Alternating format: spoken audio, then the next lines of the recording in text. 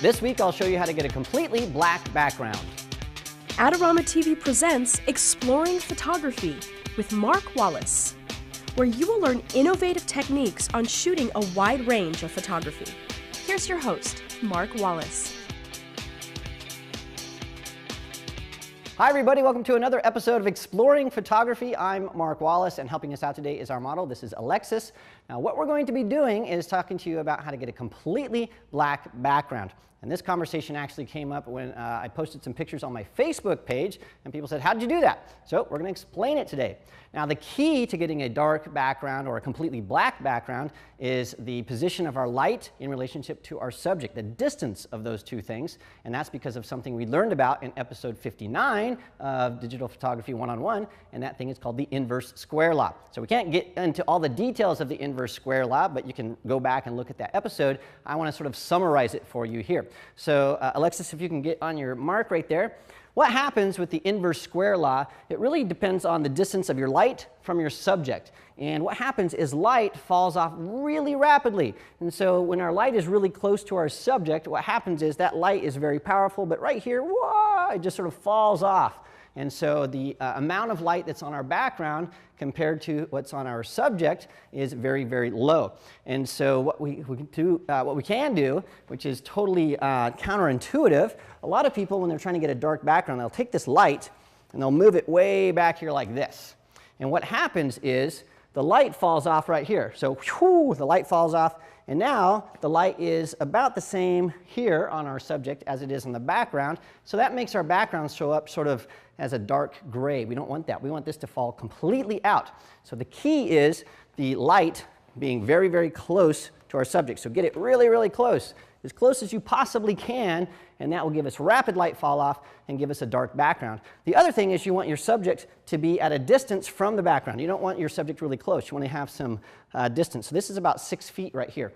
Now to really help you understand this, Alexis and I are going to show you this crazy demo, and so we're going to do that next. All right, well now I'm going to show you an extreme example of the inverse square law. Notice we have this big wide open studio here with all the lights on. You can see the back. We have that ugly, nasty garage door back here. But what I've done here is Alexis is really, really close to this octabox right here. And it's about, I don't know, an inch or so from her shoulder, maybe 2 inches. And so what's going to happen is the light's going to fall off extremely rapidly. And also notice that this is side light.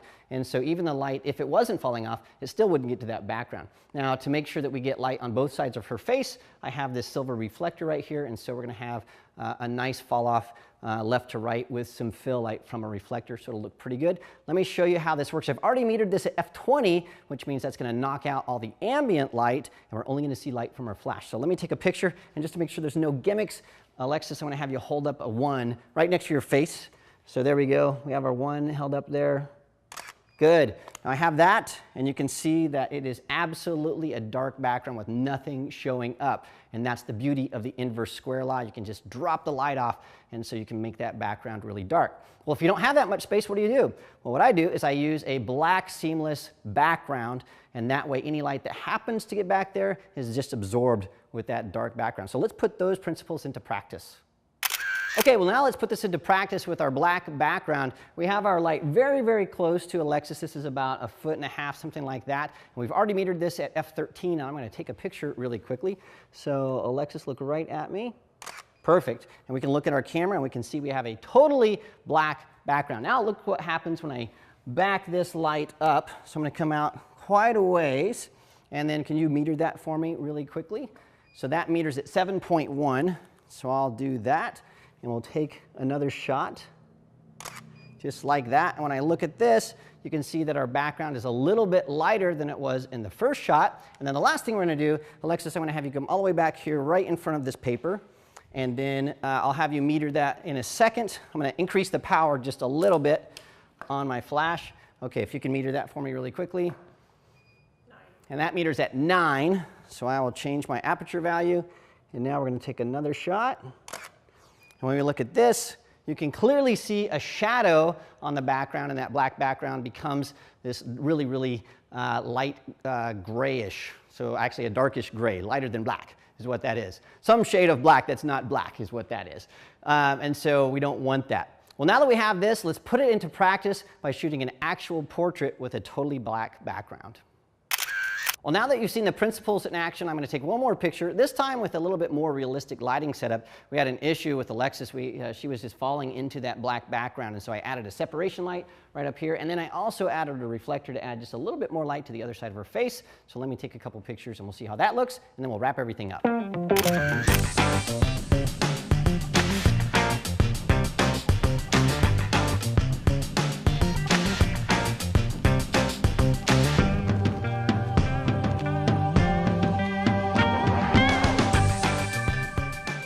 Well, before we leave you, I need to tell you a couple more things that will make you successful at getting a dark black background. The first is make sure you shoot in RAW, and that will allow you to put your photos into Adobe Camera Raw or Lightroom, and then you can use the blacks slider in the Develop module or in the Adobe Camera Raw module to make sure that the blacks are absolutely black. So I usually take these in and just adjust that to maybe -25 or -50 to make sure those are rock solid. Also, don't forget to check out the inverse square law video. That is episode 59 of Digital Photography 101. And of course, you can find that at the Adorama Learning Center, along with all kinds of articles and videos and tips and tricks all about photography and video gear and product reviews and all of that stuff. And don't forget to subscribe to Adorama TV so you don't miss a single episode, because they're awesome.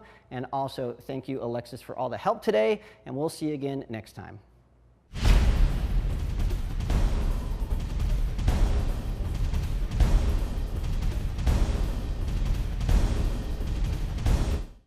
Watch me kick your face. Kick my face. Did you see that? You can kick surprisingly high for a dude. For a dude, I'm flexible. It's all that bike riding. Pow. You're gonna hurt so bad tomorrow. You better stop doing it. I do this all the time. I'll shit my pants if I try to kick you back. No, that's an excuse. You can't kick me back. My pants are several sizes more snug than yours. Well, you should wear looser pants and you could kick people in the face like this. Cacao.